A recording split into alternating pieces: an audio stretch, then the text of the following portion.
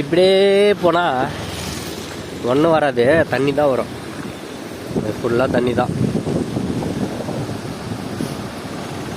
அப்படியே இந்த மொத்த தண்ணியை வீடியோ எடுத்துட்டு இந்த பக்கம் அப்படியே சர்ன்னு போனால் இங்கே மட்டும்தான் வெங்காயம் வரும், தண்ணி தான் வரும், வேற என்ன வரப்போகுது பார்த்து.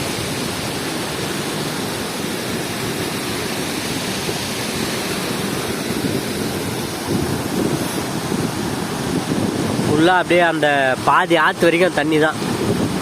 வேறு லெவல் பாரு, என்ஜாய். மேலே மேகம், கீழே வாட்டர்.